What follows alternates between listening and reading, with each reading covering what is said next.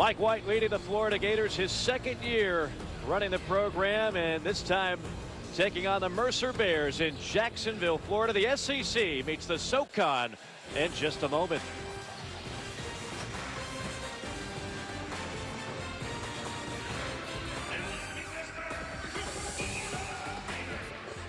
You are watching the SEC on ESPN from Veterans Memorial Arena here in Jacksonville, Florida. The home away from home this year for the Florida Gators until the O-Dome is completely finished in late December. Florida 1-0 taking on the Mercer Bears, also 1-0. Expectations very high this year for Florida. Mike Morgan alongside former national champion Miles Simon. The reason, Miles, is that the Florida Gators have a lot of production coming back from a year ago. Yeah, it should be exciting times down in Gainesville this season because Coach Mike White now in his second year, the culture is established, the style of play is established, and when you bring back a team with so much depth, 78% of the points coming back, you have some star power in Kayvon Allen, this team has the chance to challenge Kentucky for that SEC title. And one of the other stars of that team, both offensively and defensively, John Egbunu, now in his second year, the transfer from USF. You see him there to the right, number 15. He is a very devastating big man in the paint who can beat you in both ways, offensively and defensively. You see the starting five: Hill, Allen, who Miles alluded to, Robinson, Leon, and Egbunu. The Gators no doubt will have a size advantage tonight against Mercer. Do not sleep on Mercer. You see the starting five: Strawberry, Holland, Rivers, Ringer, and Stephon Jelks, who led the Southern Conference in rebounding a year ago. He is, of course, a good swing player at 6'6" that can beat you in two ways. But the Mercer Bears have been giant killers. Just ask the Southeastern Conference. They've knocked off several teams the last few years. More on that in a moment. You see our officials, Tony Green, Lee Cassell, and Will Howard. We are 74 miles away from Gainesville. This is actually a neutral site game officially for the Florida Gators, but most of the fans here tonight pulling for the orange and blue. Gator basketball first. We're underway here in Jacksonville. Well, when you watch this Florida Gator team on the offensive end, you're going to see them spread the floor. They really play 4 out and 1 in around Egbunu. They want to try to get that ball into the paint, drive and kick for layups or for three-point shots. Mercer will play zone early and often tonight. Challenge the Gators to hit some jump shots. 2 to shoot here. Hill's going to have to launch. 3 ball at the buzzer, no good. And flying in for the rebound is Rion Holland. And that's an excellent first defensive possession there for the Mercer Bears. The ball ends up in Casey Hill's hands, who's one of the poorest shooters on this Gator roster. This is Strawberry, the son of the former major leaguer Darryl Strawberry. Down low, Ringer, the former South Carolina Gamecock, working on the block. 8 to shoot now for the Bears. Strawberry off a curl. Slicing, dicing, and hits the short jumper. Nice move there by Jordan Strawberry. And that's a nice move by Strawberry there to rip through. He got his shoulders low, but past the defender, stepped through 2 Gators, and hits the nice floater. And here you see the first possession of zone for the Mercer Bears. Inside, short jump shot off the mark by Robinson. Gators get it back though. Allen downstairs on a left-handed stuff for Justin Leon. Well, Mike, one of the weaknesses when you play zone defense can be offensive rebounding because there's no responsibility man-to-man. Egbunu kept that ball alive, and the Gators now got into their pressure. The 2-2-1 caused the turnover. The steal by Leon, who gets it here on the wing. Allen going to jack a 3. Tapped around and finally corralled by Holland, the transfer from Wichita State. Rion Holland, a guy that Coach Bob Hoffman is very high on. Practiced for 2 years with Wichita State. Didn't get a ton of playing time, but when you get to go against Ron Baker and Fred Van Vliet, he said that's really helped him prepare for this moment. He's one of the best shooters in junior college last season. Mercer again milking the shot clock down to 5. Strawberry going to have to create with 3 inside. Holland comes up with a loose ball and has to chuck it kind of a desperation shot with the buzzer coming down. It'll be a shot clock violation. If that man ran for mayor in Macon, Georgia, he might win. That's Bob Hoffman in his 9th year as the Mercer head coach, most notably known for pulling off the signature win in the history of the program in the NCAA tournament, a win over Duke 3 years ago. They are still buzzing about that moment. As they should be. And I got to spend some time with Coach Hoffman yesterday at practice and today at shoot-around. And just a very smart man. He's a great teacher of the game. Really big on individual player development every practice and every shoot-around. Very detail-oriented coach. Gators working inside. Nice job carving up the zone. That's Devin Robinson. They've done a good job in the couple of possessions facing the zone and getting that ball into the high post. Robinson has made one and missed one. Strawberry hounded by Hill.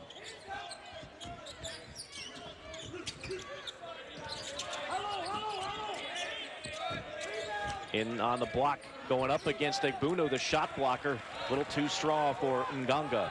Egbuno is such a good post defender. It's an advantage for Mike White and this team because they never have to really double in the post. Leon lost the handle. Loose basketball, fought for, scooped up by the Gators. Hill on the drive, and Hill is hacked by number 13 for Mercer. There's Mike White in his 2nd year as the Florida head coach. Really had a fine stint at Louisiana Tech. Had 3 regular season conference titles. Led Louisiana Tech to 3 NITs. Led the Gators to the NIT last year, but the goal's a little bit heavier this year. As we mentioned at the top, Miles, this is a Florida program that Billy Donovan put on the map in so many ways. 4 Final Fours under his direction. So the bar has been set high for Coach White. You know, it's really hard to replace a legend. I coached at the University of Arizona when my playing career was done, right at the tail end of Lute Olson's career. And we went through a transition phase there where Kevin O'Neill took over, and then Russ Pennell, and now Sean Miller has kind of settled it down and gotten the program back to being a top 10 national program. But my point is, Mike White had to replace Billy Donovan and all the success and the expectations in Florida basketball. And there's a nice curl cut, beautiful shot by Rion Holland. But I think Mike White has accepted that challenge. It's great that he has so many returning players in his 2nd year that he can really build on. Steps on Kayvon Allen, the talented sophomore guard out of Little Rock, Arkansas, who really performed very well early last year for the Gators, then hit a wall like so many freshmen do. You know, I think on that possession right there, Mike White is okay with that because he was talking to me about Kayvon Allen has lacked some aggressiveness in their scrimmages or their first game, and they want him to be the leading scorer, be the kind of go-to guy. He can create a shot. He's very physical. He has some strong shoulders. He can create a shot anytime that he wants, but they want to continue to emphasize for him to be aggressive on the offensive end. Wholesale substitution for the Gators, including our first look at number 24, Kenyon Berry, the son of the Hall of Famer Rick Berry. Strawberry finds an open man for 3. That was Holland, a little too strong. Gators looking to run. Robinson lost it, corralled it, picked up, and then blocked out of bounds. It will be Gator basketball when we return. 15:37 to go first half. The Gators finding some success at the rim. Justin Leon with the slam.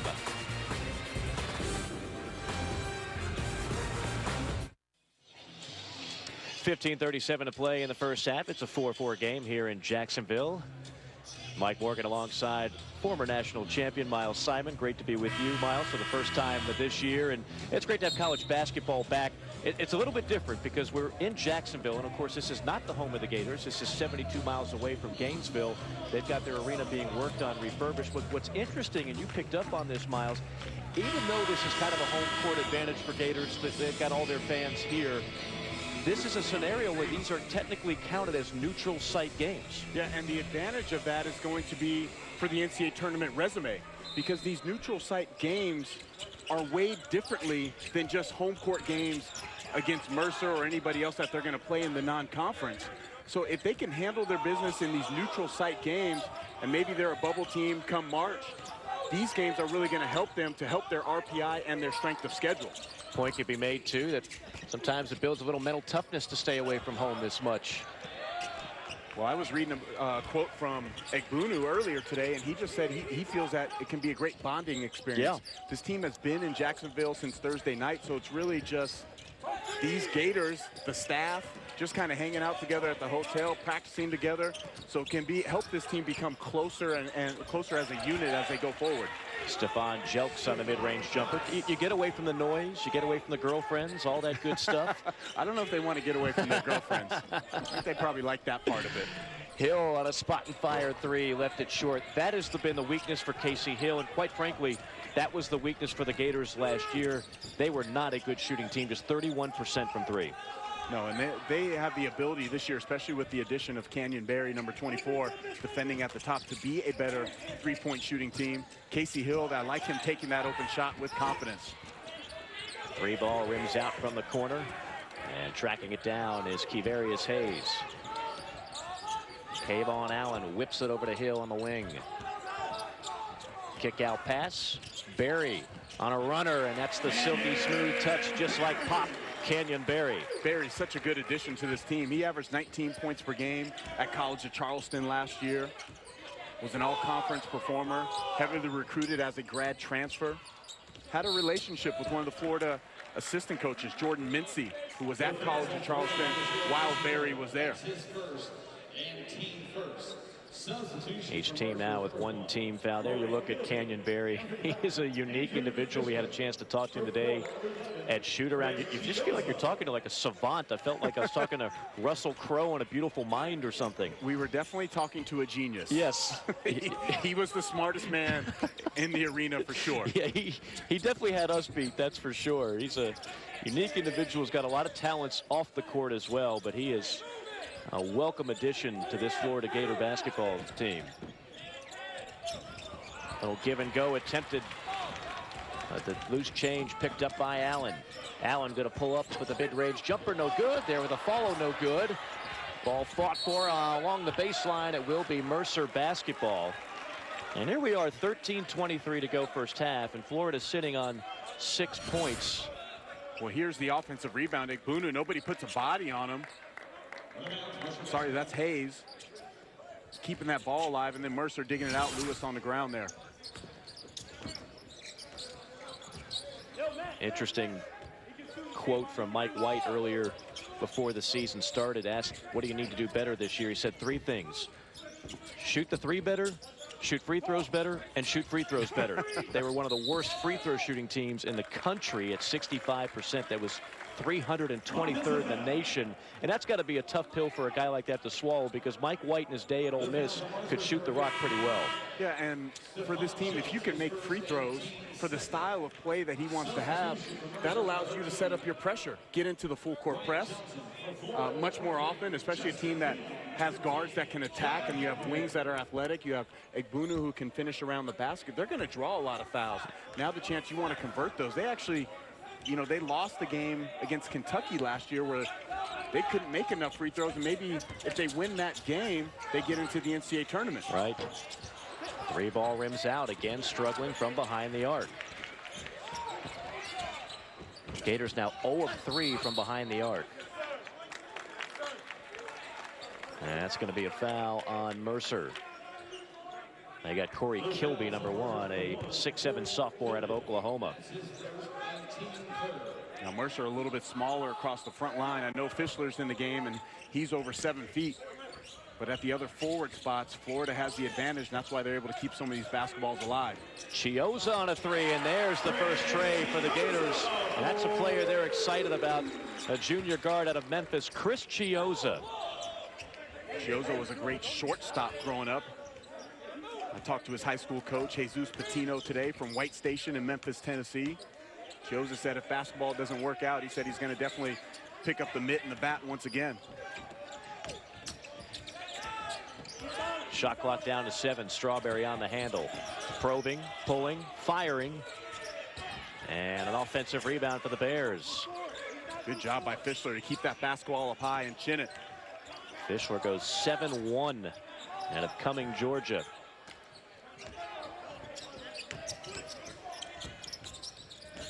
Holland's been quiet.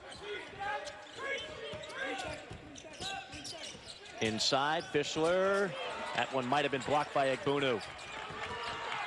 Loose basketball picked up by the Gators. Here comes Chiozza, full throttle. And now backs it out. Skip pass into the corner. Barry passed up a three, takes it strong, banks it, rattles out. Egbunu on the board. Egbunu with a jump hook shot. He's been working on that part of his game. The Gators doing a great job of getting in the lane. The skip pass from Chiozza to Barry, the penetration, and then Egbunu just active on the offensive glass. And then you love the jump hook, something that he works on each and every day after practice. He's already got the physical skills. He's really trying to add some skill to his game, some finesse as well, as Fischler draws the hack down low, and that'll take us to break with 11:08 to go. Well, the Florida Gators opening up a 5-point lead first with the 3-point shot from the corner by Chiozza, and then Egbunu says, I'll do my part, little fella. Get the little jump hook with the soft touch. Gators up 5.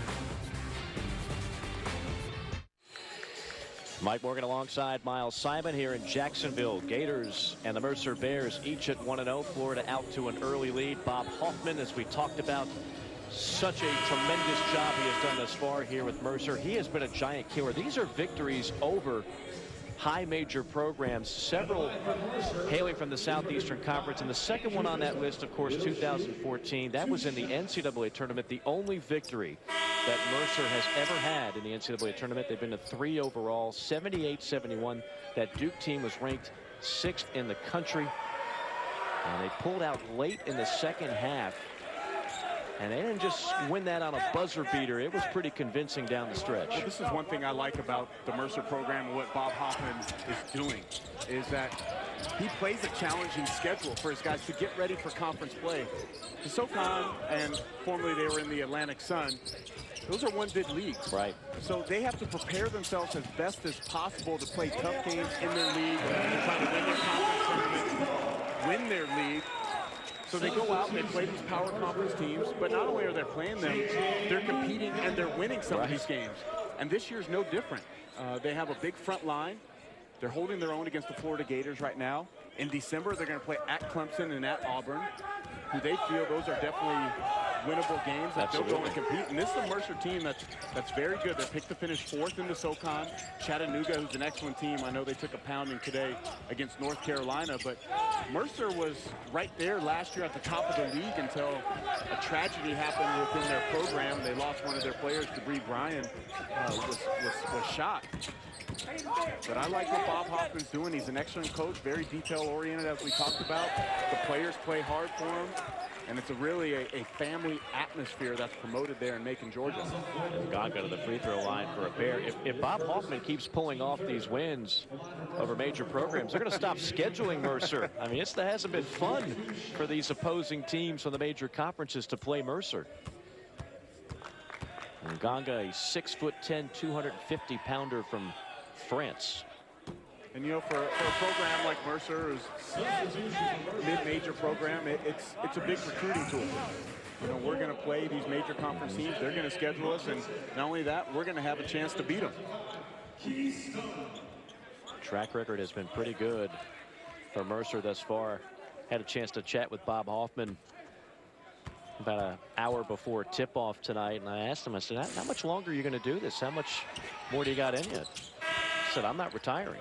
So he looked at his wife behind him and said, do you know what I would do, honey, if I retire? She said, no. So he's going to go as long as he can. Had a great success at Oklahoma Baptist.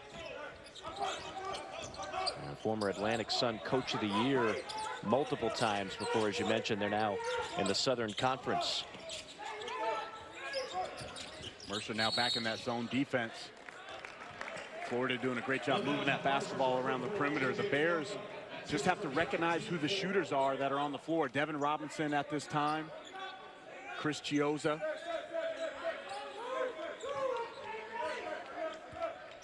The 4th team foul on Mercer. I think the key number to keep an eye out tonight is Florida, again, shooting the basketball, particularly from 3. It really was an Achilles heel last year, and they're already 1 for 6 thus far tonight. And there's a travel. Egbunu, one of the points of emphasis this year in officiating, traveling in the post, and Egbunu shuffled the feet there. Well, it's a beautiful out-of-bounds play. The picks on the weak side, From that camera angle there, hard to see if he shuffled or not. Egbunu thought he was getting an and one and going to the line as he's flexing. Yeah, he shuffled his feet. Great eye by the referee there. After he caught that ball, he took another little bunny hop. We had a chance to listen to J.D. Collins, National Coordinator of Officiating, a couple weeks ago, and he said that's one of the things they're going to be looking for this year in college basketball. Traveling not just on the perimeter, but post players losing sight of that pivot foot. Kayvon Allen checking in now for the Gators. You know, through the first 10 minutes of this game is being played at Mercer's pace. It's a half-court game. They've done a fairly good job of taking care of the basketball, getting the shots that they want, mixing up their defenses. And they've held the Gators to just 33% from the field. Under 10 minutes to go, a three-point game here in Jacksonville. Off a curl. Now Lewis. Thought about it. Swing pass. Open three for Holland. That's one you really want if you're Mercer.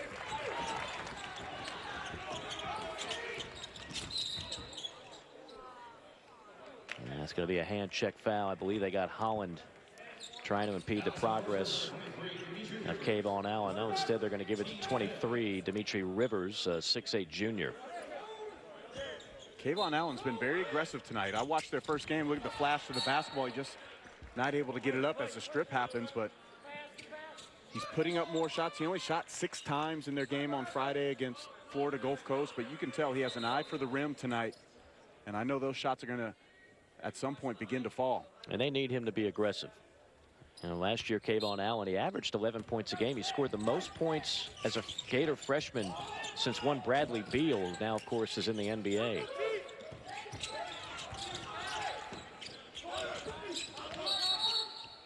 Some rough play in the post, and Ringer is going to be whistled for the foul. That's another continual point of emphasis to clean up post play, and Ringer got a little bit too physical with Egbunu. Well, Ringer's just trying to work. Egbunu is a big man, and he has wide shoulders. He posts up low. He uses his lower body very well. Allen, rise and fire on the three, and that's the second tray for the Gators. Right on cue. You can tell that it's Kayvon Allen has a different look in his eye tonight than he did Friday against Florida Gulf Coast. He broke a lot of hearts in Arkansas. The Razorbacks really wanted that young man to stay nearby. He's from Little Rock. And when Billy Donovan left for the NBA, a lot of Arkansas fans were hoping he'd change his mind on his commitment, but he stood fast with the Gators and is now playing for Coach White. Yeah, I had a nice talk with assistant coach Dusty May yesterday about Allen. There he goes, putting up another shot. That's a good look. Great rebound by Robinson. But I was asking him, was it hard to keep Kayvon Allen in the fold? And he said no. He said really what happened was Coach Mike White took a laid-back approach because Kayvon Allen tweeted out that he was going to open up his recruitment. Right. And he did, but he didn't take any other trips. And Mike White made it a priority. He went down and saw Allen and his family. The family felt very comfortable with Coach Mike White. There was no other trips taken, and shortly after that, a couple weeks after reopening, he committed right back to the Florida Gators. And also I think it was the fact that Allen didn't love the recruiting process. Right. And he felt very comfortable with the guys that he was going to be playing with. Did you like the recruiting process? I didn't mind it. Yeah. I ended mine fairly early. Times have changed now for some of these high-level players. So many of them wait until the spring now because they want to see who's departing from certain rosters to see if there's going to be space for them. Florida was actually the only other school that I took a visit to. Right. Lon Kruger was the coach. The fall of 1993, I remember that they were playing the Tennessee Volunteers in football that weekend. I don't think at that time when I was 17, I hadn't been to the state of Florida yet, so I didn't really understand humidity. So it was like pouring rain, but it was 90 degrees. Right. I had a great trip. That team was one of the best Florida Gator teams of all time. Andrew DeClerc, Dimitri Hill. Craig Brown was my recruiting host. Dan Cross. And I had a fun trip, but it ended up just being, me being a California kid is just a little bit too far away from home. But Lon Kruger and assistant coach Ron Stewart, man, they lived in Orange County for a short amount of time coming to recruit me in California. I'd say it worked out pretty well for you in Arizona, that's for sure. 6-point game. Mercer hanging around. Florida struggling a little bit on offense. Well, Mercer's defense has been excellent. The talk, the communication, the help side has been phenomenal. That's a desperation three by Hill, and that is not his shot. It's excellent defense by the Bears. They stayed in containment, and they know the personnel. They're daring Casey Hill to shoot jump shots and not letting Hill beat them with penetration. Knocked out of bounds. It will be Mercer basketball, and we come back. 7:17 to go in the first half. Gators up by 6. Beautiful downtown Jacksonville, Florida.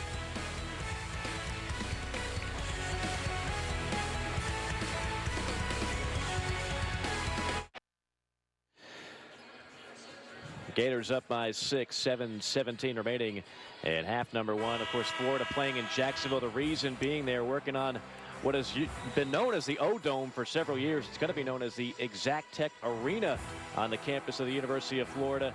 And they have made some major improvements. The scoreboard right there in the middle, that did not belong there before. Chairback seats now. The one thing I did ask Coach White about, and I know he's happy, and I'm sure Gator fans will be happy, the students will still be right where they are, which is front and center on one side. So you have a great environment with the student section. I think, for me, Miles, that's priceless in terms of a home court advantage and ambiance as Hill takes it strong and draws the foul. Yeah, I think that's one of the key components. They also made it smaller. Right.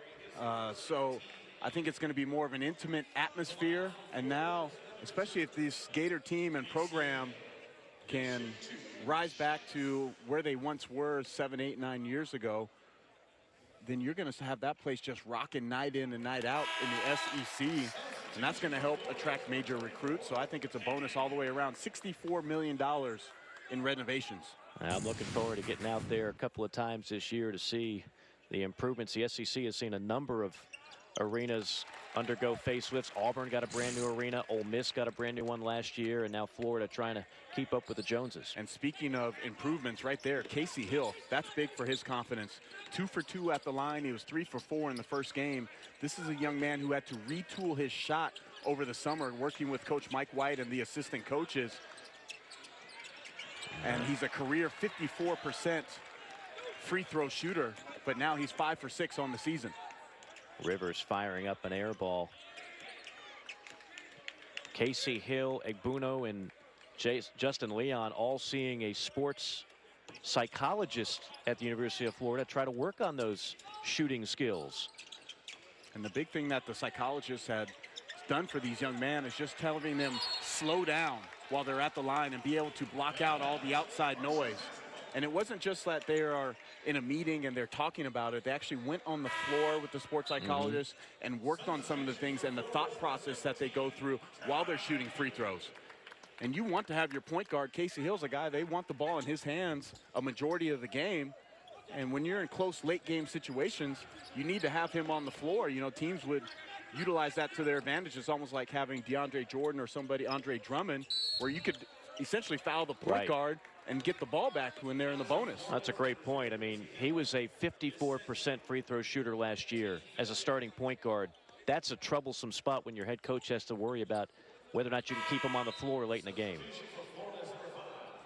Check again now. Kayvon Allen for the Gators. Casey Hill will take a seat.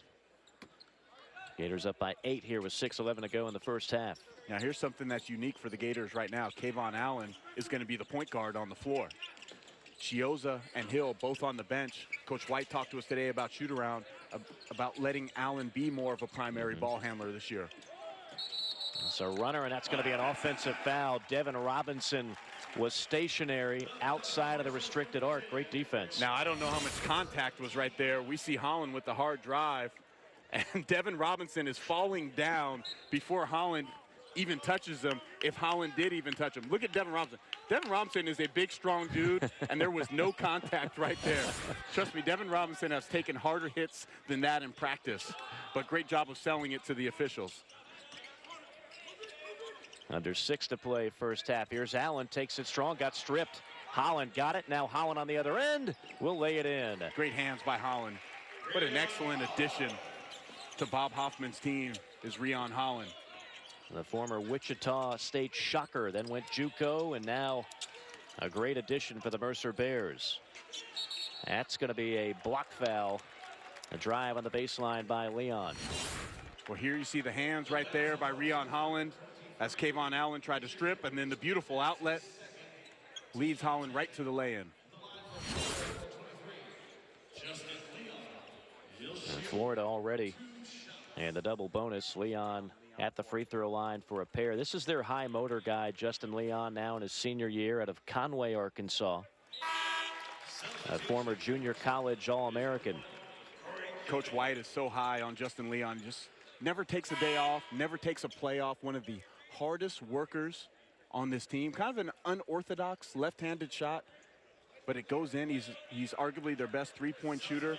He's a guy that they signed at Louisiana Tech originally. Right. And he was going to go play for him there, go play for Mike White, and then able to get out of his letter of intent and come and be a Florida Gator. You know, when he was in high school, he finished his senior year. He didn't even have any junior college offers. But that just shows what hard work and dedication can do. Make yourself a basketball player. Live in that gym. If you believe it, you can achieve it. I love seeing stories like that. Strawberry shadowed by Allen. They work it around. Here's Holland on an open three.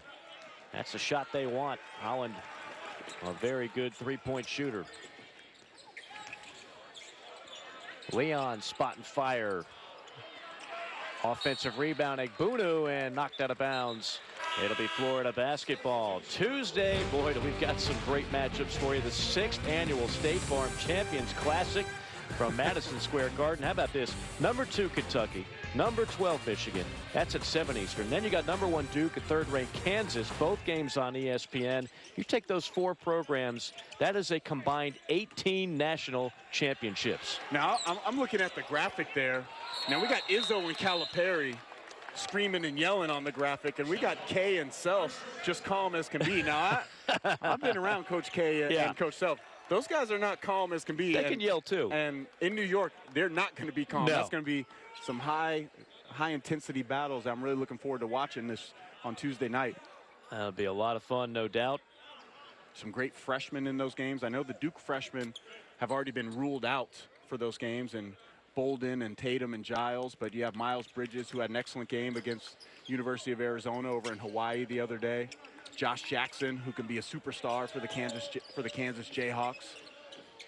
And you're particularly... And then Kentucky's freshmen, De'Aaron Fox and Malik Monk, those guys, Bam Adebayo, those guys are going to be absolute studs for Calipari. You really like Fox, don't you? I love De'Aaron Fox. I got a chance to work with him with Nike basketball over the last couple summers.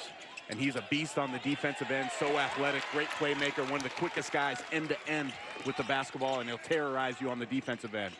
Barry picks up the loose change, throws up the runner, but too strong.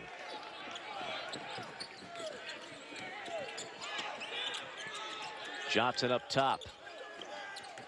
Hands it off to Kilby. Under 4 minutes to go, first half. Still an 8-point lead for the Gators. You know, no Rivers, no Jelks in the game, no Ringer. Who's the offensive go-to guy right now? I think you got to really look for Holland. It's going to be a bump foul on Egbunu, and that'll take us to immediate timeout. 3:49 to go. Gators up by 12 here in Jacksonville.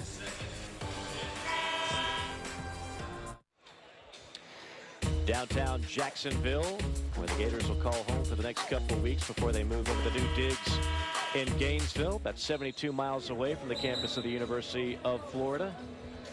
Coming up at the halftime, we've got college basketball's halftime report. Canisius, Kentucky highlights. The Wildcats impressive in that one. We just talked about the Champions Classic. Give you a little bit of a preview of those 2 ball games. Chattanooga predicted to win this Southern Conference that Mercer participates in. They took on North Carolina, and the Tar Heels looking awfully good as well.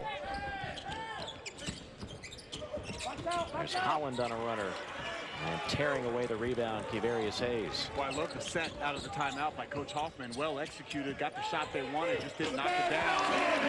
And there's where Florida really excels. Get it out in transition, share the basketball, the spot up, and you get Devin Robinson knocking down the three-point shot. When Mike White starts to get his recruits in, that's what the Gator offense is going to look like.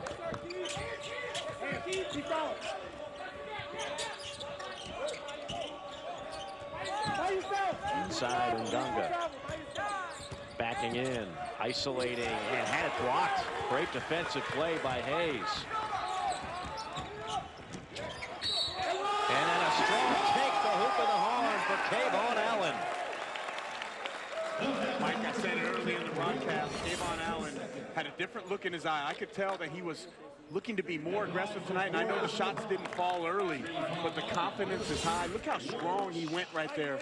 And if you look at the back of his jersey, look at his shoulders, look at the humps that are coming through on the top right there. He's a very defined individual with his muscles. I mean, you can tell he spent some time in the weight room, unlike you and I. I appreciate just being in the same breath as you. Thank you for that, Miles. Yeah, he looks like a strong safety right there. Trust me, this suit is hiding a lot right now. It's hiding a lot.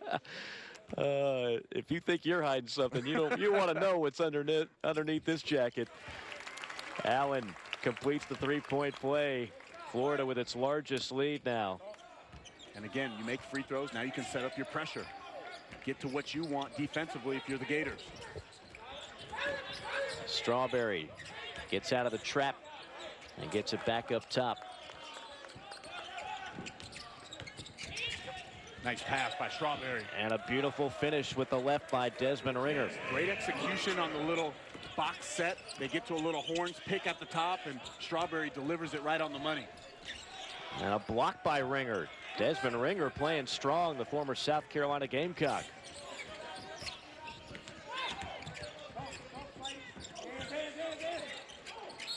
Ringer wants it down low, and that time a little too aggressive, pushed Kevarius Hayes. Now that's one of the points of emphasis this year, is about posting up, and especially for the offensive guys, if you are knocking away the hands of the post defender, and there you see him hook Hayes right there, and that was an easy call by the official. Again, one thing J.D. Collins talked about, they're not going to wait for the second foul. They're going to call it right away the first time, and in some instances will even call a double foul if both players get a little too physical. Pull-up jumper, that's a three, but it's short.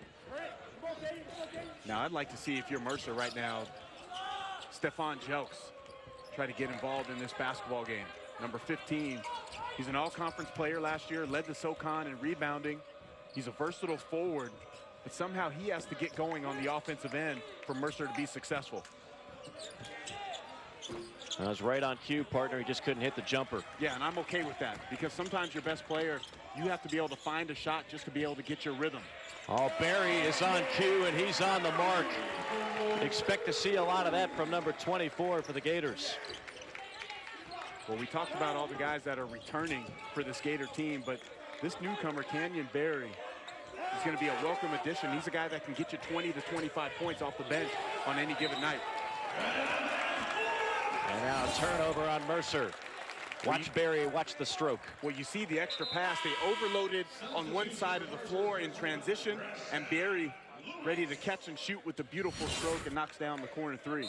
Averaged nearly 20 points a game last year at College of Charleston before the injury. He played in 70 games with the Cougars, so he is not just talented, but he's a veteran. He's seasoned.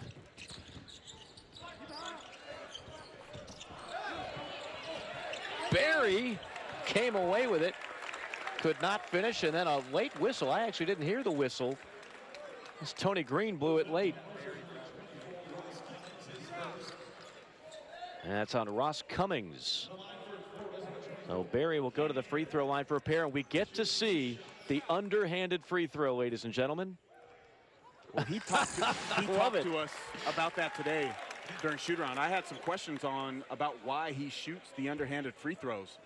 So he said he started it his junior year in high school, and he really has a tremendous touch on it.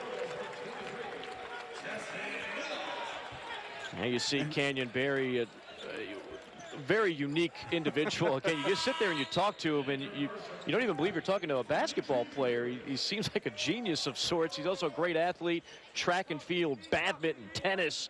And my favorite at the bottom there, the guy can solve a Rubik's Cube in less than a minute. I remember when that was out, it took me over a week. I've never completed one in my life, so you're much better than me. But Canyon Barry, he confirmed it to us today after shoot-around. I said, what's the fastest? He said the fastest he's ever done it is in about 35 seconds. That's insane. That is unreal. That's insane. Now, the one I had to really learn about was being first chair euphonium in concert, band, and wind ensemble. Yes. Yeah, yes, I didn't know what that was. You lost me there, too. Yeah. Yeah. But euphonium is an instrument. Right. And first chair means you're the best. Okay. Now, how can he is great at a lot of things. He's an over 4.0 GPA. He's graduated from college. He's in nuclear engineering grad school at the University of Florida. I know that's some classes that you took in college. Oh, absolutely. But really, truly an amazing young man. Ball up slam, no good. We got a complete scrum, and finally the Gators come away with it, and a chance for a three-point play from Devin Robinson. And this is where Mercer is just getting outworked on the offensive glass, the athleticism, the size, the talent of this Florida Gator team. Look at those Gators. 3 of them around the action. Devin Robinson able to corral that basketball at 6'8", go up strong, and go to the line for an and one opportunity. Robinson had a game-high 14, and the Gators win over Florida Gulf Coast. And Florida now, its largest lead, 20 points for the Gators. Lewis has trouble, and an over and back. He was hounded on that play by Kayvon Allen. Outstanding defense on the pressure. Well, Lewis not as comfortable running this point guard spot, more known as a shooter, scorer. But he gets across that half-court line, he turns his back, and the pressure by Allen causes him to lose control of the basketball. Look, the Gators just don't relent. Once it got across half-court, they didn't give up on putting pressure on the basketball, and that causes the turnover and gives them one more possession for the half. That's a great time of year, basketball and, of course, football simultaneously. Our Week 10 Monday Night Football matchup features 2 of the best receivers in the NFL. It's A.J. Green of the Bengals taking on Odell Beckham and the 5-3 Giants at MetLife Stadium. Our coverage begins with Monday Night Countdown, served by Applebee's at 6 o'clock. Also streaming live on Watch ESPN. Alongside Miles Simon, I am Mike Morgan, coming to you from Jacksonville, Florida. The Gators looking to improve to 2-0 against always dangerous Mercer, and really coming on here in the latter part of the first half. Yeah, and right now, if you're the Mercer Bears, you want to get a stop here to end the half.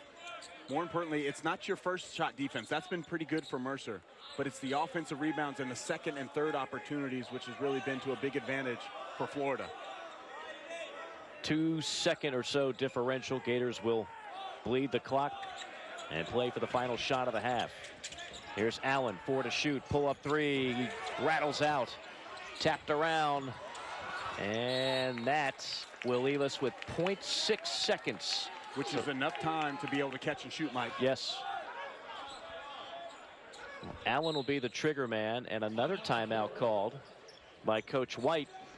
If I'm Coach White, I think the way he's looking at this, Miles, is, you know what, this may not be the biggest play in the game, but it's a chance for me to work on something in game number 2. Yeah, these are ATOs, after timeout plays, and this is something that he'll probably draw up. Maybe they've done it in practice before, and he's going to refresh their memory in the timeout, or it's going to be something that he wants to try to see if he can get maybe a 3-point shot. That's something you might need down the line in a game, late in the season in conference play.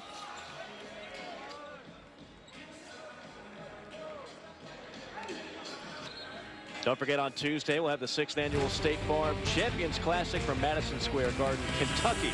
Michigan State at 7, followed up by #1 Duke and 3rd-ranked Kansas. Both games on ESPN. I mentioned all those national titles. You want to break it down? Kentucky's got the most with 8. There's a buzzer beater, and Kevarius Hayes on a perfect inbounds play for the Gators. Well, a great draw up there by Coach Mike White. That's something he'll put in his back pocket for later in the year. Might not see it again till conference play, but end the half on a high note for the Gators. The Gators with a huge run to end the half, leading it now by 22, 36-14, our halftime score. Well, here you see just the back screen, a little misdirection action, and they get one of their best athletes going to the rim, and then Canyon Barry was going to be the guy popping out if they played for the lob. Just double checking right now to make sure he got the shot off in time. Again, at 0.6 on the clock. And the bucket is indeed good. So that leaves us with a 36-14 halftime score. Gators dominating the half late. Halftime show coming up.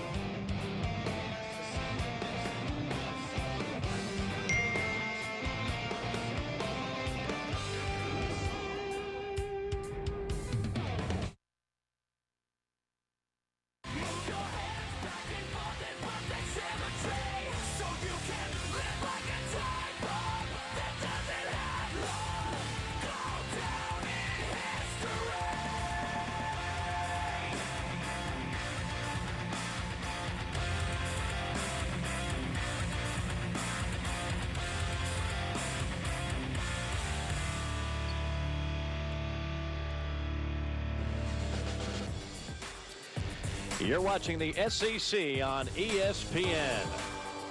Gators up by 22 at the half, 36-14. Our halftime score. Florida leading the Mercer Bears of the Southern Conference. He is Miles Simon. I am Mike Morgan. Great to be with you here from Jacksonville, Florida, where the Gators will be playing their first few home games before moving into the newly renovated O'Connell Center in Gainesville. Miles, a lot of people that might be just tuning in, they'll see the score and they'll say Florida up by 22. They must have shot the basketball really well. Really only 33%. So how are they dominating this game thus far? Well, so far for Mike White's team, it's been on the defensive end of the floor. When they've been able to set up their pressure, you see they've forced Mercer into 12 turnovers. That's led to 14 points.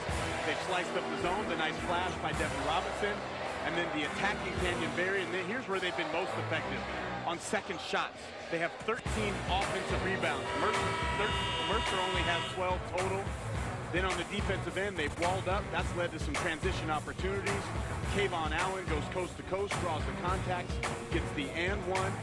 And they've been able to pretty much in the last 10 minutes of the half, it was a close game for the first 10, dominate the glass, get to the offensive boards, and just exert themselves against this Mercer team. Yeah, neither team shot the basketball particularly well. The Gators 16 second chance points off those turnovers that you alluded to, 14 there. And again, towards the end, they started to get some easy buckets as well.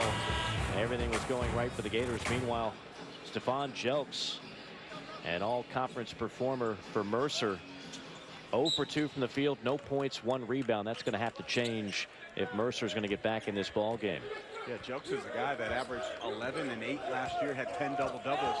He'll need to get going here in the second half for Mercer to get back in this basketball game.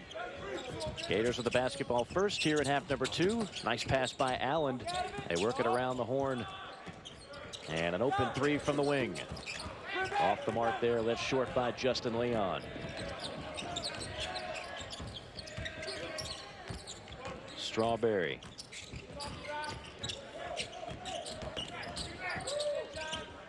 Wings it out to Rivers.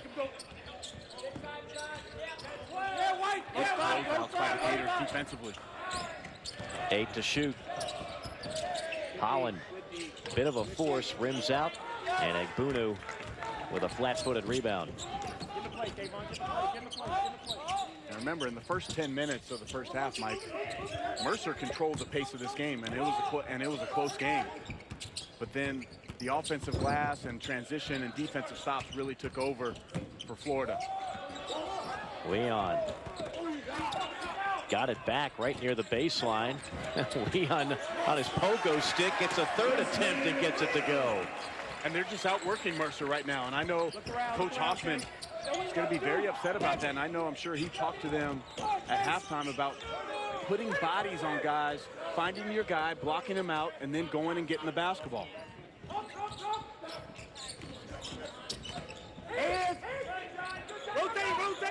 Corner 3. Mercer just can't find it from downtown. Now 0 for 7 from three-point land. Well, here's Justin Leon. He gets in the lane right here. Pretty good defense by Strawberry. But then now Egbunu gets his hand on a ball. And this is the one they got to have right there. That second one is he's going through 2 or 3 Mercer Bears right there. And you see he gets the little flex going. And he's showing his muscle. And Justin Leon just outworked the whole Mercer team for those offensive rebounds. He's their lunch pail guy. Every team's got to have one. Leon does a lot of the dirty work for Florida. But you know, I feel that Mercer has some of those guys too, but they're not playing like that tonight. Desmond Ringer, Jelks, Those guys are just as physical, and they're good rebounders, but I feel like they're a step slow. Out of bounds to Mercer with 25 to shoot. Don't you think, Miles, sometimes too, when you're not shooting well as a team, and they're 0 for 7 from 3 now, that hangover starts to kind of hurt you in other areas as well. Yeah, but you can't have that. Right. You have to have a next play type mentality.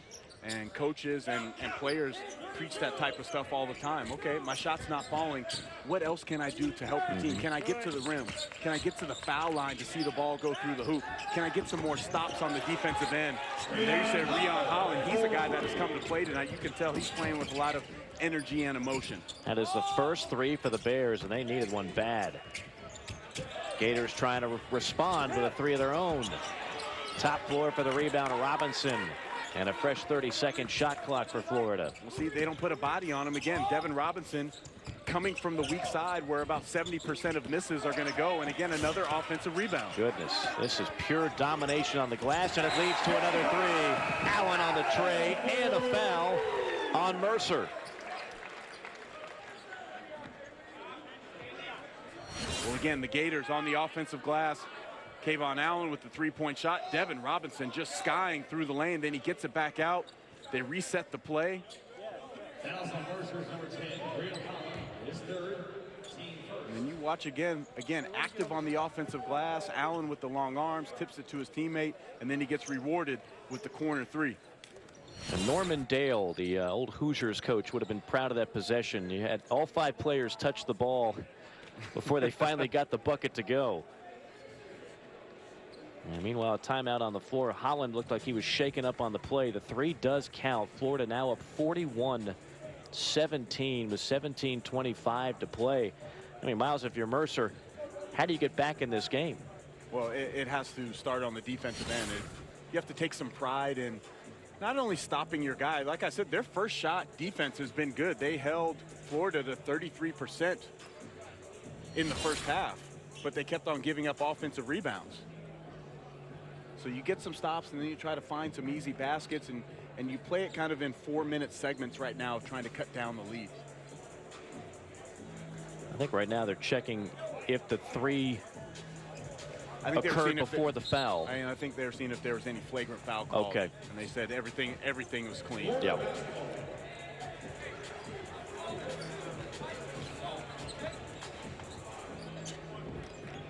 So you can see Bob Hoffman, he takes Dimitri Rivers out of the game. Comes with Corey Kilby. Rivers stayed in. And you see Bob Hoffman. They came in Kilby for Holland.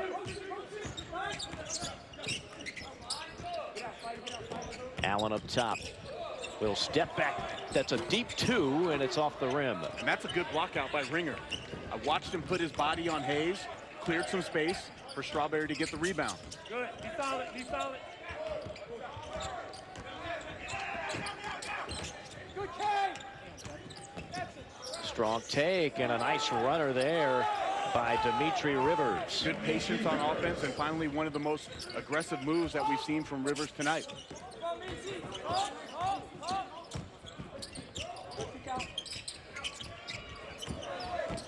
Hill on a pump fake and then throws it.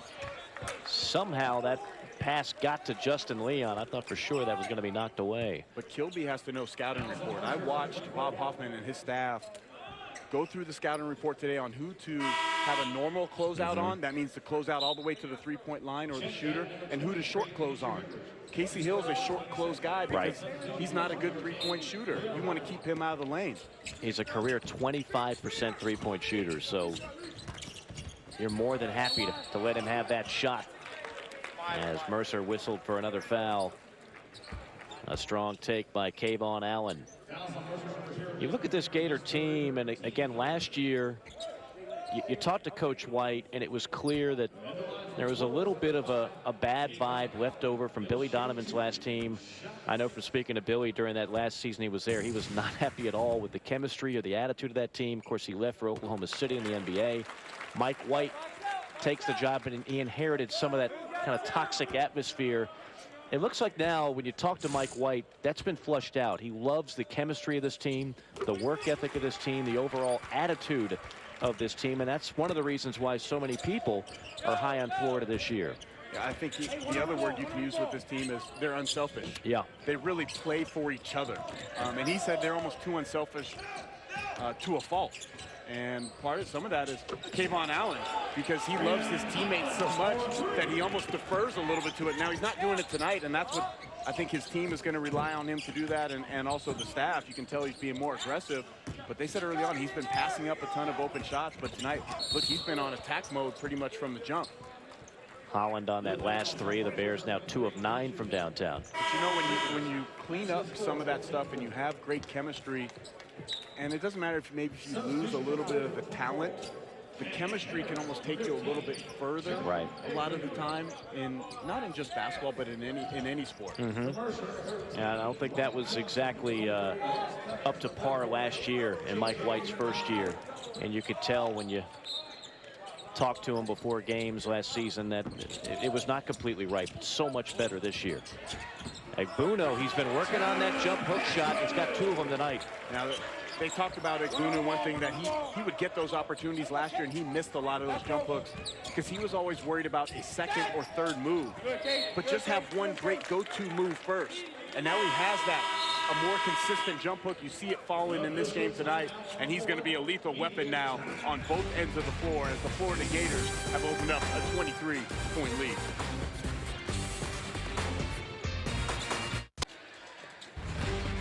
Gators up big, 45-22. Second game of the season for both of these teams. Gators hoping to make it back to the NCAA tournament after a couple of years away from the big dance. They made it to the NIT last season. There you see the SEC basketball preseason poll. This is from the media. Everybody's got Kentucky winning the gold. The question then becomes who wins the silver, who wins the bronze? Florida, Texas A&M. Georgia's got a couple of strong players coming back with Frazier as one of the top scoring guards in the league. I really think, Miles, this Gator team could certainly finish second if they keep improving. Yeah, I think they really can. I mean, the depth, the balance, the defensibility, especially now you've also established Mike White, his culture and his style of play here in his second season. Great action there by the Mercer Bears as Ryan Johnson knocks down the three-point shot. Mercer starting to heat up. They've hit their last 4 field goals. But if Florida can play the style of play that Mike White wants, make games a little bit hectic, make teams uncomfortable, we know they can score from a lot of positions on the floor this year, inside and out. Devin Robinson, who might have gotten away with a walk, did not get away with the charge. But I like Corey Kilby stepping in there and taking that charge. You see Robinson putting that ball on the floor. Kilby does a great job on getting outside of the restricted area and taking that right to his chest. Excellent defensive rotation by Kilby. Devin Robinson will get a breather, a junior from Chesterfield, Virginia. I think the SEC can actually be deeper than a lot of people are giving credit. Everybody obviously is focused on Kentucky. But 2 through 6, 2 through 7, there's a lot of teams I think that are on the uptick. I would include the 2 Alabama schools there, Auburn with Bruce Pearl, Alabama with Avery Johnson. Well, you mentioned it also earlier, Texas A&M, Tyler Davis and DJ Hogue are going to be a pair to reckon with in the league, but Georgia with Deontay Mayton and Frazier, they'll be good. Mark Fox's squad. So I think there's going to be some balance in between 2 through 6, 2 through 7. Arkansas might have the player of the year in Moses Kingsley. You see the AP preseason top 25. So some people look at a graphic like that and they'll say, well, the SEC only has 1 team, so maybe the SEC is down. But in actuality, if you start looking at, say 26 through 40, that's where the SEC, I think, is going to wind up with a lot of teams this year, and very often those are teams that are good enough to make it to the NCAA tournament as Hill hits the runner.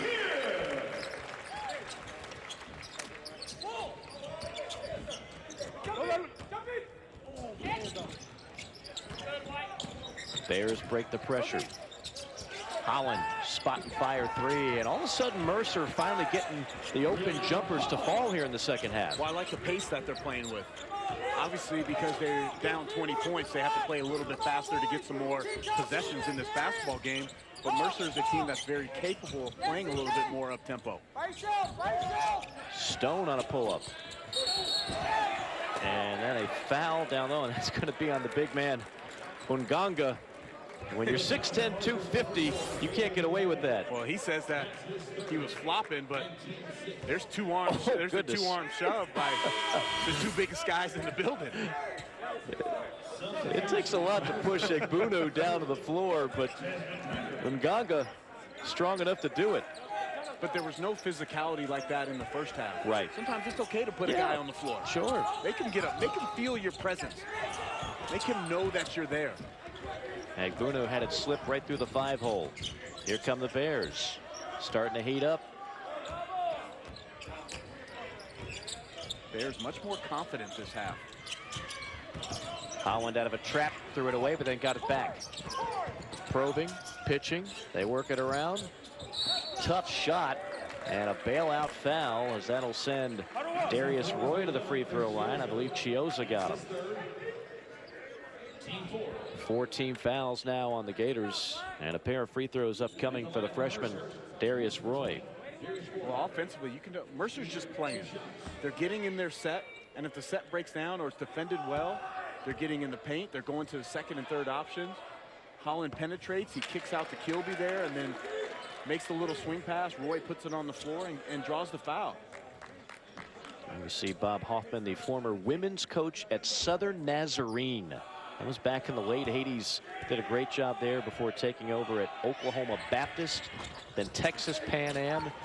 He's been the head coach of Mercer since 2008. That's a grinder right there with all those jobs and all those spots. Head coach in the D-League or the Rio Grande right. Valley Vipers. That's a good pull, Miles. My man's been doing it for a long time. Barry has it blocked away, and Mercer comes away with it. A rare transition opportunity for the Bears, and it's out of bounds to Florida. And those are the opportunities that they're just missing on tonight. A lay-in here, a lay-in there. Your confidence grows, the lead shrinks. And Roy tried to make the right play. Casey Hill did a great job of anticipating and trying to get his hand on that basketball. Maybe block the vision of Kilby a little bit as he wasn't able to corral that ball. Egbunu out of control on that one. Now they got numbers. No shot blocker in the play. Let's see if they can get in the paint. Offensive foul on Ringer. It's the second time Ringer's been tagged with an offensive foul. And he's just doing everything he can to just get deep post position. And he rides the Florida Gator defender out of the screen. 17 fouls now on Mercer with 12:41 to go.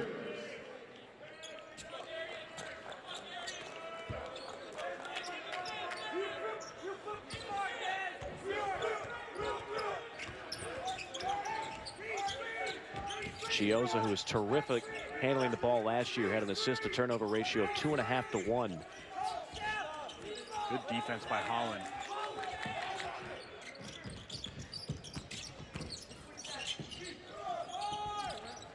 Seven to shoot. Kick out pass, open three. Rimming out. And another offensive rebound for the men in white. And then a foul called as the Gators will go to the free throw line. You know what, though? That one was just bad luck. I was watching the Mercer defenders. They put bodies on guys. Right. Now, after you put the body on the guy, one thing I learned from Lute Olson, you go make a hit on the guy, and then you have to go seek the basketball. Right. They just didn't do that. They didn't complete the play. Their first shot defense has been good for a majority of the night. It's just cleaning up the little things. Now here, you watch the shot, and you see they put guys, 3 bodies on guys. They didn't get on the floor. And then the Florida Gators taking advantage and going right back to the free throw line again, trying to extend this lead back to 20.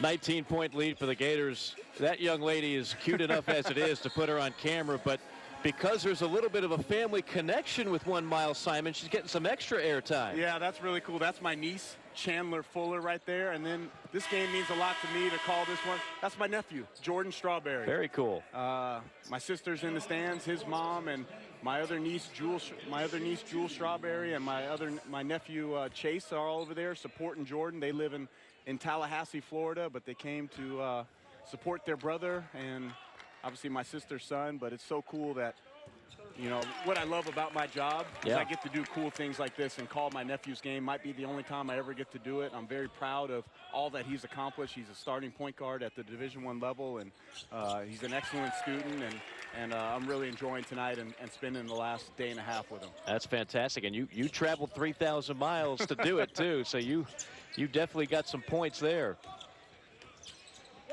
Holland left alone, spot and fire. Gators track it down. Robinson trying to find a guard. Into the hands of Chiozza. To Robinson on a three.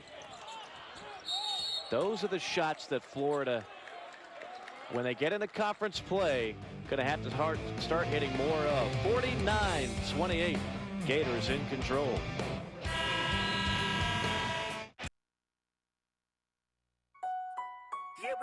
To the top now. Before break, this game's special to me because that's my nephew, Jordan Strawberry, the starting point guard for the Mercer Bears. That was actually at the World Series in 1997, I believe. And there's Jordan with his dad, Darryl Strawberry, one of the greatest baseball players there ever was. And that's Jordan. He's hanging out with me in the summertime. He comes to California. He went to high school. We actually went to the same high school. My sister lives in Tallahassee, but Jordan wanted to go to Mater Dei High School, one of the most renowned high schools in all of the country. And he played there for 4 years. He won 3 state championships, played alongside Stanley Johnson, lottery pick of the Detroit Pistons, trains with Stanley Johnson during the summer times. And just a really cool thing that I get to be here with my nephew and my family today, watching this Mercer Bears team and seeing my nephew play live for the first time in college basketball. Now, people obviously hearing that family connection, they want to know, can he swing a baseball bat? When he was young, he could, but then he was just so into our family is just a basketball family. I know his dad is the great baseball player, but our family is just a basketball family, and that's what Jordan fell in love with. Get him in the batting cages, couple rips. Something tells me he doesn't have that sweet left-handed swing and, like Darryl Strawberry had. But that first picture you saw was him holding 3 World Championship New York Yankee rings there. Chiozza has it rejected. Andrew Fischler, who just had the bucket on the other end, comes up with a big defensive play. 3 ball from the corner, and Mercer is starting to show some life. That is Stephon Jelks, who's been painfully quiet tonight. Maybe that'll get him going. Well, look at the energy and the enthusiasm has totally changed. Look at Bob Hoffman off the bench, clapping it up, getting near half court, pumping his guys up. But this is what coaches search for all the time, and they wondered where it was the first 20 minutes. You don't want to have to beg your players to come out and play hard. And I'm sure Bob Hoffman gave them a talking to in the locker room. But look at the energy on both ends of the floor. The ball finds that type of energy when you're positive and you're playing hard. And that's been the difference here in the second half. Florida's really flat, and Mercer has taken advantage of that. The lead down to 15. Don't forget, Tuesday we will have the 6th annual State Farm Champions Classic from Madison Square Garden. You will not want to miss this one, folks. Number 2 Kentucky, number 12 Michigan State. They go head-to-head at 7th, and that's number 1 Duke against 3rd-ranked Kansas. Both games on ESPN. Duke has had a couple blowout wins playing without some of their studs, but they still got Luke Kennard, Grayson Allen, Matt Jones, Emil Jefferson. Kansas suffered a tough loss to an excellent Indiana team that maybe, you know, is going to fly. I know they're ranked 11. I don't know if you can fly under the radar being number 11 in the country. But Graham and Mason, one of the best backcourts in the nation. Gators going to have to get it done at the free throw line here. They've missed their last 6 shots as Hill knocks down the first free throw. Form looking much better for Casey Hill at the line. Well, he spent a lot of time on it, and you can tell the confidence has changed. One thing that he was doing his first few years in college, he would shoot with his left thumb on the ball, which would cause an awkward rotation or spin. And Coach Mike White has helped him relieve that problem somewhat, and that looked much more fluid on those 2. And then a steal by Allen. And bodies falling. A foul called on Mercer. And Casey Hill hit the deck. Now that's a tough situation for freshman Ross Cummings to be in the game. Playing against Kayvon Allen and the length that he has, the athleticism, the way he's able to move his feet. Cummings not really comfortable handling the basketball against pressure yet. He's going to be a good player down the line, the young man from Dixon, Tennessee. Yeah, just a freshman. He's been on the bench most of the night, and you come in, and before you know it, you're hounded in the backcourt by a good defender as Allen knocks down the first. Gators will have the benefit of the double bonus for the final 10 minutes and 33 seconds.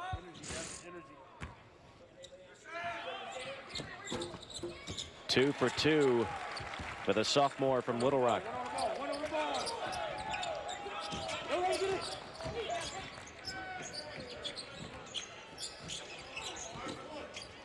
I like the minutes that Holland has given this team at the point guard spot. I know they need his scoring, but he's really energized this team because it's another threat on the offensive end handling the ball. Mercer with a rare offensive rebound. Holland on a three. Got it. When you just play hard, positive things happen for you. And that's what Mercer's doing here in the second half. And then a three-point opportunity for Hayes. That's a hard matchup for Fischler. Hayes 15 feet from the basket. One dribble, the quick rip through. Fischler. There's the high arcing three by Rion Holland. And then the answer on the other end. Hayes able to take advantage of the matchup against Fischler. Stay there, Devin. Stay there, Devin. Make him handle, make him handle.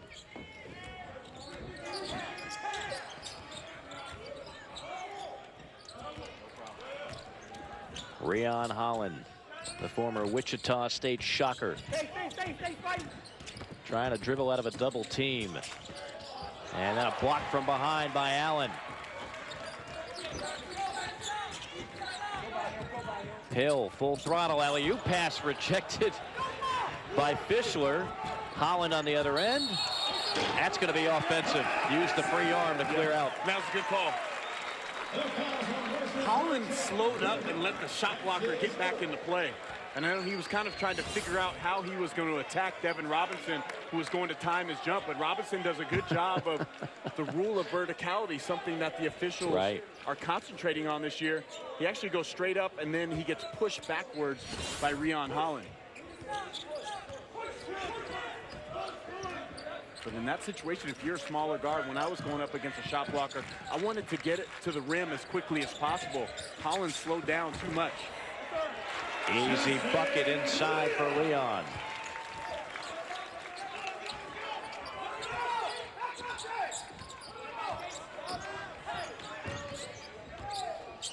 $20-point lead for the Gators. Cummings on a pull-up. Fights for it. And a timeout called by Mercer with 8:46 to play.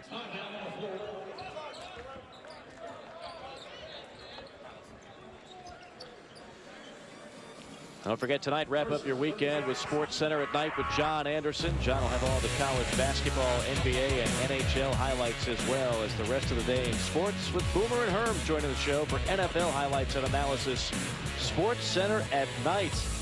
Also streaming live on the ESPN app and watch ESPN. 8:46 to go. Florida up by 20. At times this game was a little bit sloppy, but Florida and really Mercer for that matter both starting to get into a little bit of a rhythm offensively. Speaking of offense, Miles, I wanted to get your thought on this. You know, with all the rule changes last year, there was so much talk about freedom of movement, and I thought the game really made major steps last year overall. Points were up 5.5 a game. Possessions were up 4 a game. There was just one more foul per game. The shot clock, of course, reduced. I think the game of college basketball needed the facelift, and we got it last year. Yeah, we really did. The officials did an excellent job of officiating the points of emphasis and calling it, and then the players did an excellent job of adjusting. They had to take their hands off and allow the freedom of movement. The 35 to 30 second shot clock didn't really make a major effect. Except that team, they did play a little bit faster. Right. And I would like to see it go to 24. Yeah. And I think they can handle it. I got to coach internationally the last 2 summers with USA Basketball at the 16 and under and 17 and under level. Okay, so guys that were freshmen, sophomores, and juniors in high school. They had no problem with 24-second shot clock. Getting into the sets that they want to do, playing up tempo, more possessions. It's a fun game, and I think college basketball should almost go to that and try to get more uniformity in the college game across all levels across the world. You've got the women's game, of course, that has gone to the 4-quarter look, much like the NBA has. And the women's game actually had the 30-second shot clock a long time ago. The men finally caught up to the women's game, and I don't think anybody misses those extra 5 seconds per possession. Here's a steal and a breakaway. Layup missed, and there to clean it up is Ross Cummings. Great minutes by Roy and Cummings in this game. This is a confidence builder to add more depth to this Mercer team.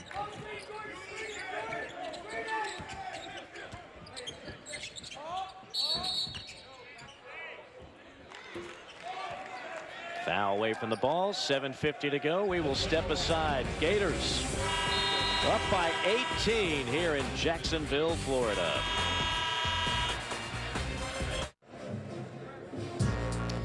That's some familiar names here at the preseason. AP top 25, Duke, Kentucky, Kansas, of course, Villanova, the reigning national champs, Oregon.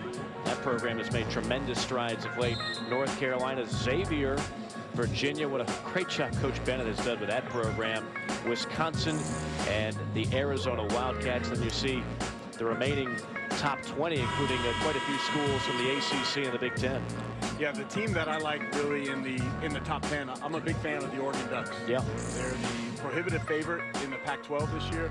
Now, some of that's when is Dylan Brooks going to come back? Because he's the guy that kind of makes everything go for that team. He's a mismatch for nearly every team that they play at that 4 spot, but they return so much of their production. Tyler Dorsey and Chris Boucher. I got to spend some time around those 2 guys at the Nike Basketball Academy this summer, and Jordan Bell, the improvements that they have made in their game.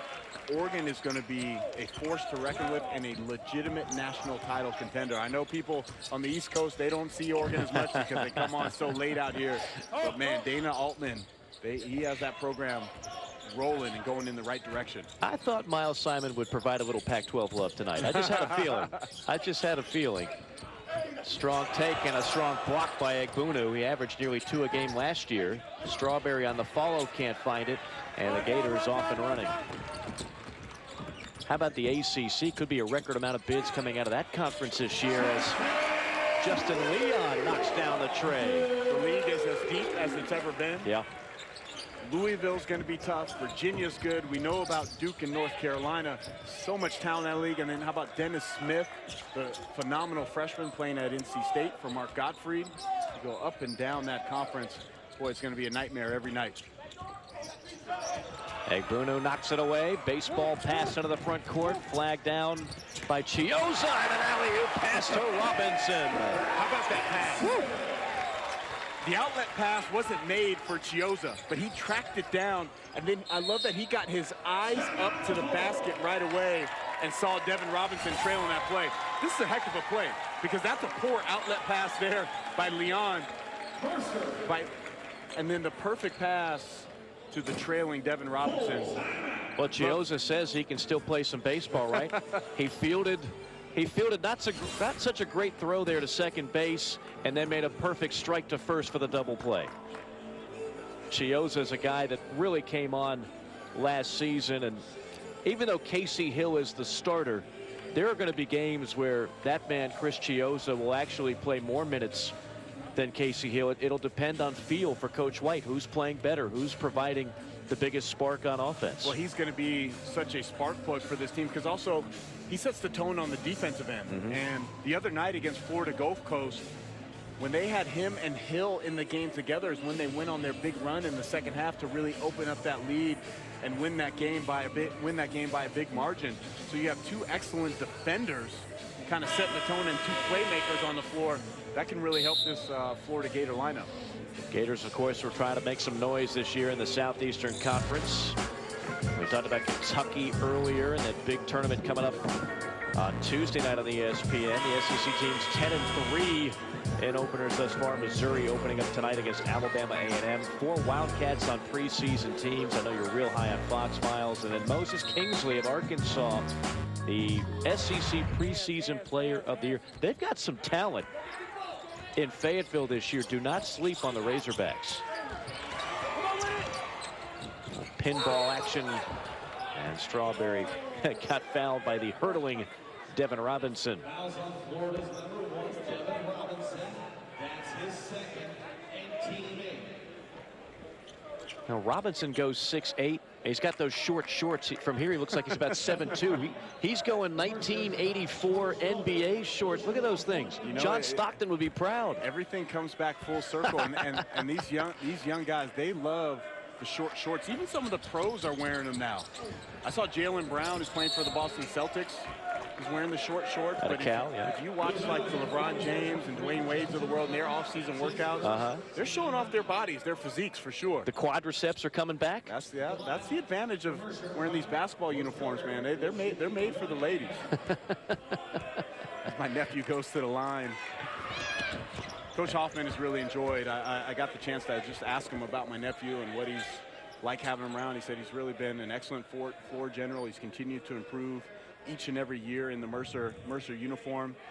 They want him to be more of a leader, talk a little more. He's a quiet kid. He has been his whole life, but he's trying to set the tone, set the table for guys this year. They're tracking every game how many shots he's creating for others. Sometimes he looks for himself. In his first 2 years, first game on Friday night, he created 3 shots. The guys had 11 assists and 1 turnover. So it's quiet, Uncle Mike. I actually went off the air early. Is that right? I am. I'm a guy. I never knew. What about as a player? Talk a lot. Very intense, very vocal.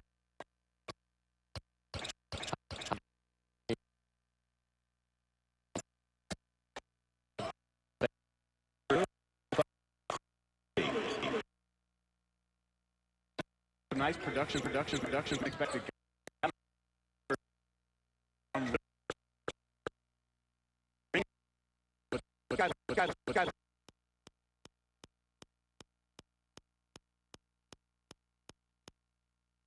Got contributions from multiple guys if you're Bob Hoffman. Hale on a step back, rims out.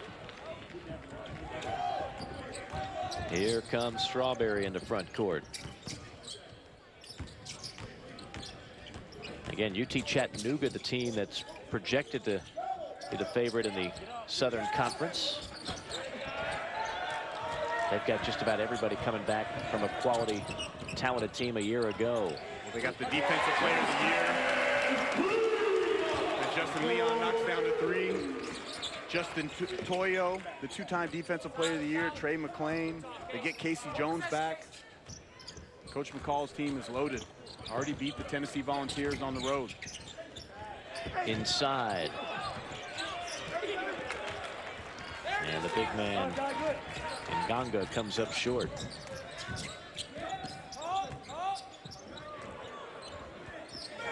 See if he goes for the jump hook. Good kick out. Whip pass over to the right wing.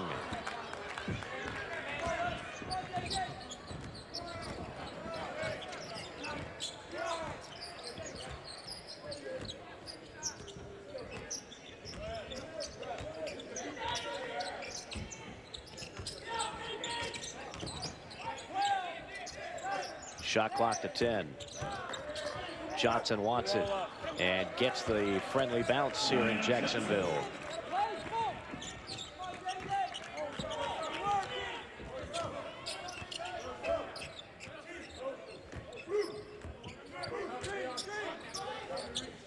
Another 3. And again, Justin Leon has found the touch from long range. And there you have to know that you're guarding a shooter. And shooter on the other end. Rhian Holland said, whatever you can do, Justin Leon, I got the answer on the other end. Holland with a game-high 21 points. Leon leading the Gators with 17. I think Holland's going to make a lot of noise this year in the Southern Conference. Good-looking shooter. A former Wichita State Shocker. What a job Greg Marshall has done with that program.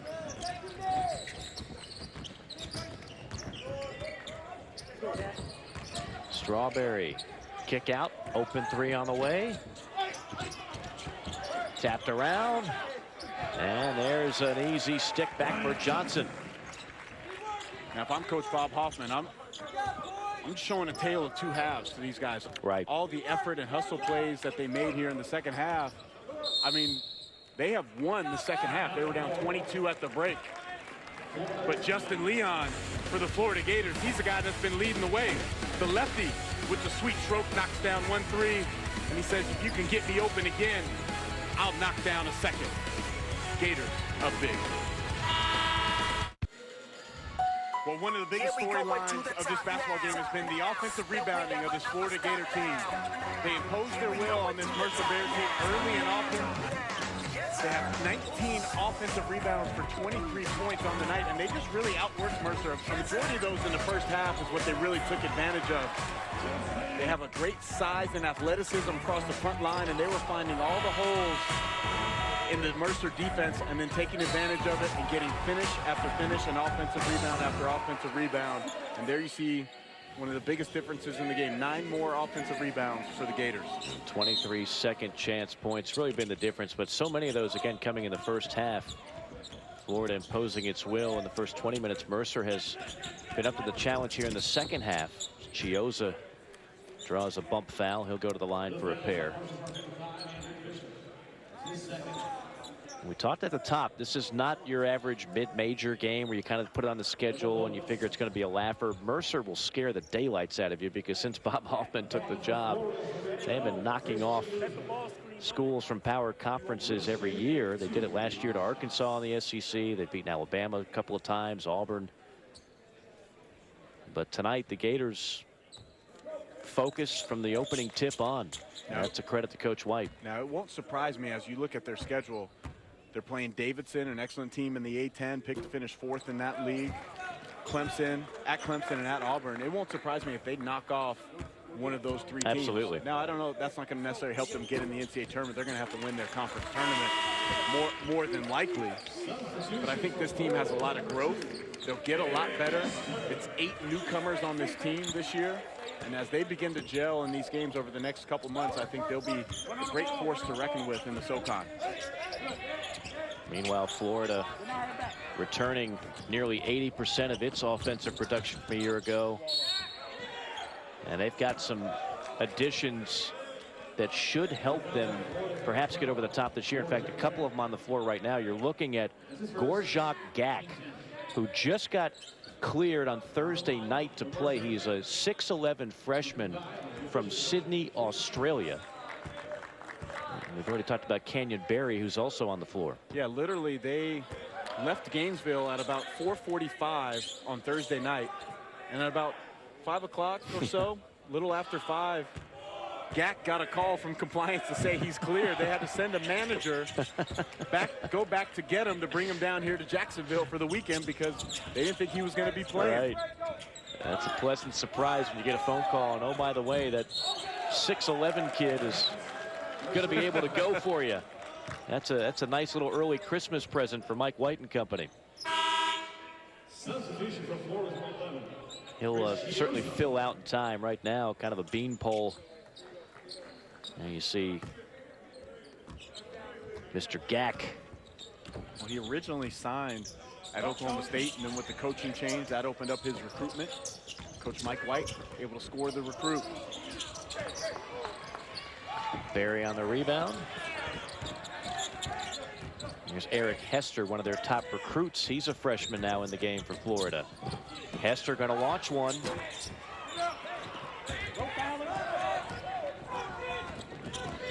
Hester at a Clearwater, hoping to give the Gators a little extra shooting off the bench.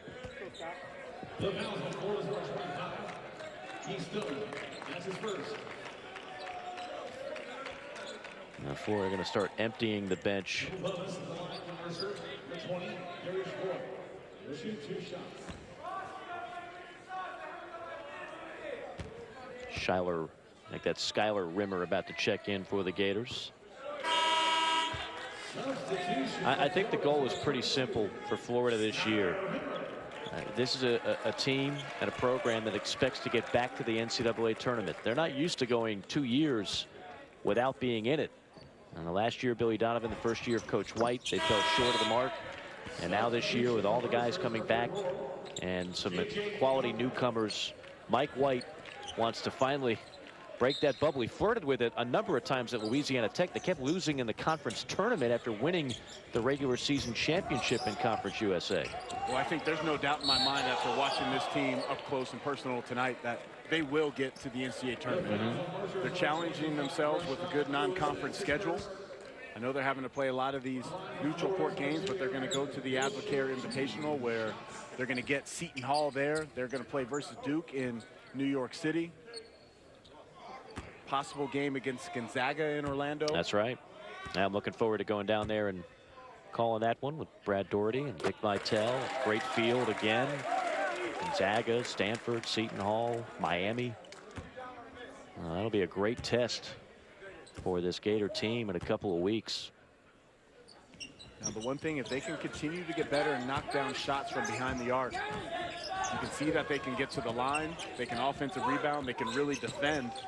But I think the three-point shot, if guys like Robinson and Allen and Chioza are knocking it down and Leon on a consistent basis, this Florida team is going to be very dangerous. And that's, you nailed it. I mean, that is the X factor. They've got, coming off the bus, they look good. They got size, they got quickness, they got depth. They have to shoot the ball better than they did a year ago. There's a block. A block by the young man, Skylar Rimmer, who seldom gets minutes, but he'll remember that one on the way back to Gainesville.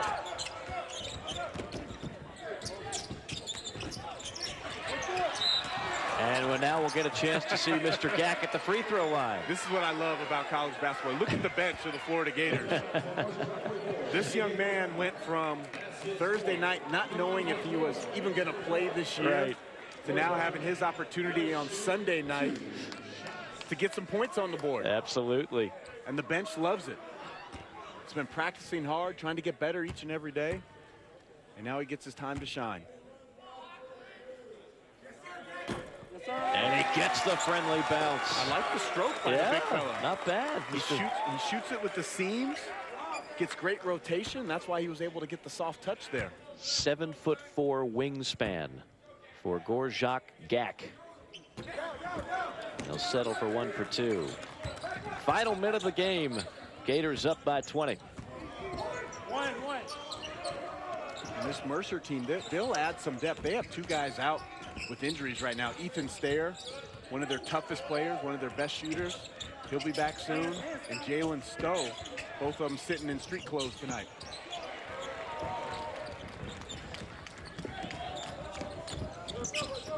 Good pass. And a nice finish. The hoop and the harm for Skylar Rimmer. Chioza recognizing Rimmer needs to get a little touch. Get some points on the board. The bullet pass and then Rimmer with the strong finish. And look at the bench reaction. Yeah, it's been mentioned so many times, but it's so true. These guys that you see come in to a ball game when it's out of reach like this, that seldom play, they have to work just as hard as everybody else in practice.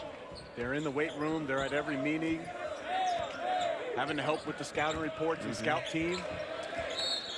Love when these guys get some love, especially from the guys that are the regulars that are playing.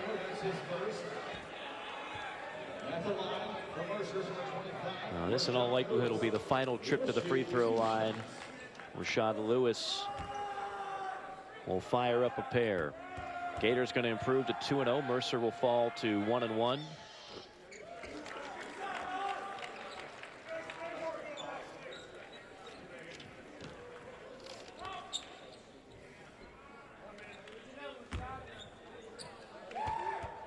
Gators will take on St. Bonaventure. on the 17th, and Belmont and Tampa, and then it's off to Orlando for the Advocare Classic.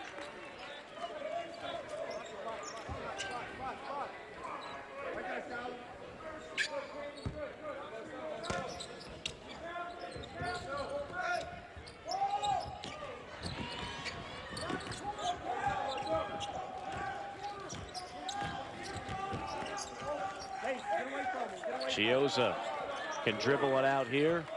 Shot clock off, final 10 seconds. And the Gators will get back on the bus, 72 miles back home to Gainesville, and relish a 2-0 start to this 2016-17 campaign. So final thoughts, Miles? Well, an impressive performance by the Gators. They're big, they're athletic, they're physical, they can get to the rim, they really defend you. You can tell Mike White's style of play and culture has been implemented now in year 2. And this Mercer Bears team is going to be a team to reckon with in the SoCon Conference. Will compete for the top 3 spots in that league. Once again, the final score from Jacksonville, Florida. Gators convincing victory, 76-54. That wraps it up for us here from Veterans Memorial Arena. For Miles Simon, this is Mike Morgan saying so long. Coming up next on ESPNU, it is SEC football.